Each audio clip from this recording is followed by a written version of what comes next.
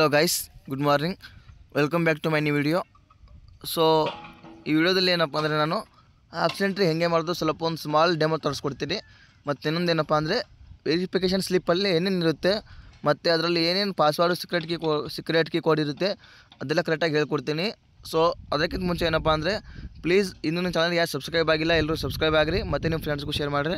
ಯಾಕಂದರೆ ಪ್ರತಿಯೊಂದು ಅಪ್ಡೇಟ್ಸ್ ನನ್ನ ಚಾನಲಲ್ಲಿ ಸಿಗುತ್ತೆ. ನಿಮಗೆ ಕಾಲೇಜಲ್ಲಿ ಅಡ್ಮಿಷನ್ ಆಗೋರಿಗೂ ಕೂಡ ನಿಮಗೆ ಪ್ರತಿಯೊಂದು ಅಪ್ಡೇಟ್ಸ್ ಕೂಡ ನಾನು ತಿಳಿಸ್ತೀನಿ.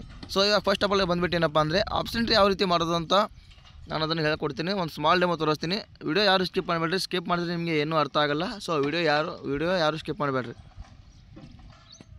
ಸೊ ನೋಡ್ಕೋಬೋದು. ನಾನು ಫಸ್ಟ್ ಆಫ್ ಆಲ್ ಏನಪ್ಪ ಅಂದರೆ ಒಂದು ಲಿಸ್ಟ್ ಮಾಡಿದೆ. ಇದು ಲಾಸ್ಟ್ ಒಂದು 2 years ಹಿಂದೆ ಮಾಡಿರೋ ಲಿಸ್ಟು. ಯಾಕಂದರೆ ಬರೀ only government college nursing government ಕಾಲೇಜಸ್ನ ನಾನು ಸಪ್ರೇಟಾಗಿ ಒಂದು ಲಿಸ್ಟ್ ಮಾಡಿದ್ದೆ. ಸೊ ಅದನ್ನೇ ಒಂದು ಆಬ್ಸೆಂಟ್ರಿ ಥರ ಡೆಮೋ ತೋರಿಸ್ತೀನಿ. ಇವಾಗ ನೋಡ್ಕೋಬೋದು. ನಾನು ಮುಂಚೆ ಒಂದು ವಿಡಿಯೋದಲ್ಲಿ ಏನು ಹೇಳಿದೆಪ್ಪ ಅಂದರೆ ನಿಮ್ಮದು ರ್ಯಾಂಕ್ ಎಷ್ಟೇ ಇದ್ರೂ ಪರವಾಗಿಲ್ಲ, ಎಲ್ಲರೂ first of all government colleges add ಮಾಡಬೇಕು ಅಂತ ಹೇಳಿದೆ. ಸೊ ನಾನು ಅದನ್ನೇ ಇವಾಗ ನಿಮಗೆ ತೋರಿಸ್ತೀನಿ. ಇವಾಗ ಫಸ್ಟ್ ಆಫ್ ಆಲ್ ನಿಮ್ಮ ರ್ಯಾಂಕು 1 ಲಕ್ಷ ಅಥವಾ ಇರಲಿ, 2 ಲಕ್ಷ ಮೇಲೆ ಇರಲಿ ಅಥವಾ 1,50,000 ಮೇಲೆ ಇರಲಿ, ಎಷ್ಟೇ ಇರಲಿ ಏನಪ್ಪ ಅಂದರೆ ಫಸ್ಟ್ ಆಫ್ ಆಲ್ ಎಲ್ಲರೂ ನೀವು ಗೌರ್ಮೆಂಟ್ ಕಾಲೇಜಸ್ ಆ್ಯಡ್ ಮಾಡಬೇಕು. ಯಾಕಂದರೆ ನಿಮ್ಮದು ಎಸ್ ಟಿ ಕಾಸ್ಟ್ ಇದ್ದು ಮತ್ತು ರೂರಲ್ ಇದ್ದು ಮತ್ತು ಕಾಸ್ಟ್ ಜನರಲ್ ಆಗಿರಿ ಅಥವಾ 2A 3B 3A ಇವೆಲ್ಲ ಆಗಿರಲಿ.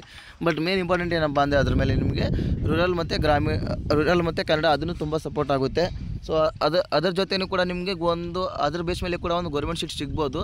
ಸೊ ಅದಕ್ಕೆ ನಾನೇನು ಹೇಳ್ತೀನಪ್ಪ ಅಂದರೆ ಫಸ್ಟ್ ಆಫ್ ಆಲ್ ಎಲ್ಲರೂ ಏನಂದರೆ ಗೌರ್ಮೆಂಟ್ ಕಾಲೇಜಸ್ ಆ್ಯಡ್ ಮಾಡಬೇಕು. ಎಷ್ಟು ಗೌರ್ಮೆಂಟ್ ಕಾಲೇಜ್ ಇದಾವಪ್ಪ ಅಂದರೆ ಟೋಟಲ್ 25, ಒಂದು 30 ಆಗ್ಯಾವ. ಅಂದರೆ ಸಮ್ ಕಾಲೇಜಸ್ ನೀವು ಆ್ಯಡ್ ಆಗ್ಯಾವ. ಅದು ನಾನು ಆಮೇಲೆ ಆಬ್ಸೆಂಟ್ರಿ ಬಿಟ್ಟಾಗ ನಾನು ಕರೆಕ್ಟಾಗಿ ತೋರಿಸ್ತೀನಿ. ಇಲ್ಲಾಂದರೆ ನಾನು ಗ್ರೂಪಲ್ಲಿ BS nursing government college list ಬಿಟ್ಟಿದ್ದೀನಿ. ಅದರಲ್ಲಿ ನೋಡ್ಕೋಬೋದು. ಟೋಟಲ್ 30 ಕಾಲೇಜಸ್ ಗೌರ್ಮೆಂಟ್ ಇದೆ.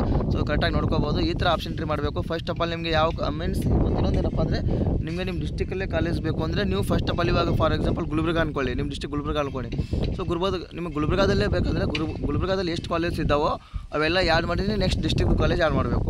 ನಿಮಗೆ ನಿಮ್ಮ ಡಿಸ್ಟಿಕಲ್ಲೇ ಬೇಕು ಅಂದರೆ ಕಾಲೇಜ್ ಸಿಗುತ್ತೆ ಅಥವಾ ಸಿಗದೇ ಇರ್ಬೋದು. ಬಟ್ ನಿಮಗೆ ನಿಮ್ಮ ಡಿಸ್ಟಿಕಲ್ಲೇ ಬೇಕು ಅಂದರೆ ಫಸ್ಟ್ ಪ್ರಿಫರೆನ್ಸ್ ಕೊಡಬೇಕಪ್ಪ ಅಂದರೆ ನಿಮ್ಮ ಡಿಸ್ಟಿಕ್ದು ಕೊಡಬೇಕು. ಸೊ ಇದೇ ರೀತಿ ನಿಮಗೆ ಫಸ್ಟ್ ನಾನು ಏನು ಹೇಳಿದೆ ಮುಂಚೆನೇ ಗೌರ್ಮೆಂಟ್ ಕಾಲೇಜ್ ಎಲ್ಲ ನಿಮ್ಮ ಡಿಸ್ಟಿಕ್ ಸಿಗೋದು ಅದು ಫಸ್ಟ್ ಪ್ರಿಫರೆನ್ಸ್ ಕೊಡೋದು ಸೆಕೆಂಡರಿ. ಬಟ್ ಏನಪ್ಪ ಅಂದರೆ ಫಸ್ಟ್ ಎಲ್ಲರೂ ಗೌರ್ಮೆಂಟ್ ಕಾಲೇಜ್ ಕೊಡಿ. ಯಾಕಂದರೆ ಗೌರ್ಮೆಂಟ್ ಕಾಲೇಜಸ್ ಕೊಟ್ಟರೆ ನಿಮಗೆ ಫೀಸು ಕಡಿಮೆ ಮತ್ತು ಸ್ಟಡಿನೂ ಚೆನ್ನಾಗಿರುತ್ತೆ.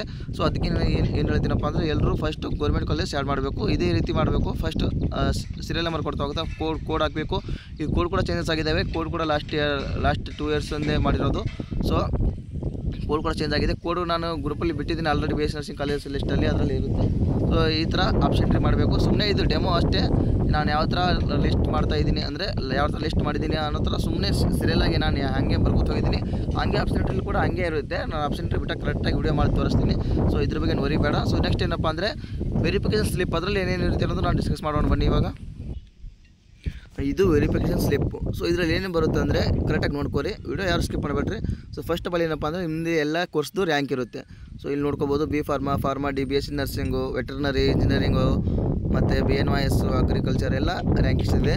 ಸೊ ಅದನ್ನು ಬಿಟ್ಬಿಟ್ಟು ಆಮೇಲೆ ಏನಪ್ಪ ಅಂದರೆ ನಿಮ್ಮದು ಅಪ್ಲಿಕೇಶನ್ ಹಾಕುವಾಗ ನೀವೇನೇನು ಇದು ಅದರಲ್ಲಿ ಹೆಸರು ಕೊಟ್ಟಿರ್ತಿರಲ್ಲ ಅಥವಾ ನಿಮ್ಮ ಹೆಸರು, ನಿಮ್ಮ ಜೆಂಡರು ಅಥವಾ ನಿಮ್ಮದು ರಿಲಿಜನು ಅದೆಲ್ಲ ಇದರಲ್ಲಿ ಇರುತ್ತೆ.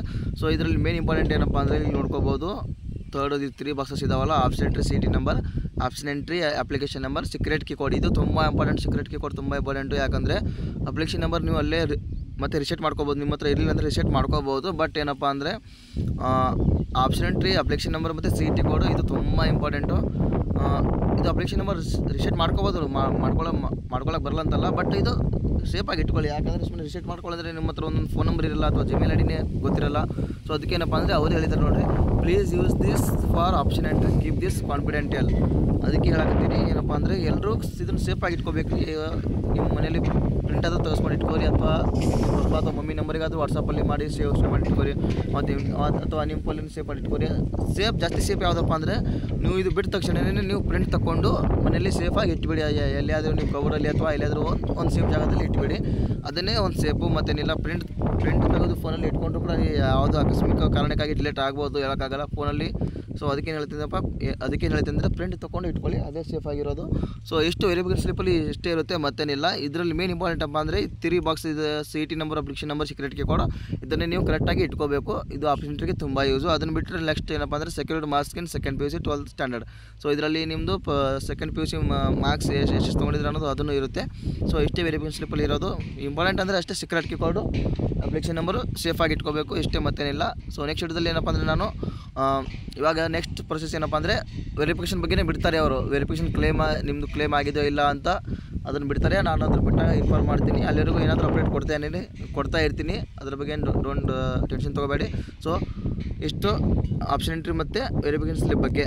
ಸೊ ನೆಕ್ಸ್ಟ್ ವಿಡಿಯೋದಲ್ಲಿ ನಾನು ಏನಾದರೂ ಒಂದು ಅಪ್ಡೇಟ್ ತೊಗೊಂಡು ಬರ್ತೀನಿ. ಅಲ್ಲಿ ತನಕ ವಿಡಿಯೋ ನೋಡ್ತಾ ಇರಿ. Thank you for watching.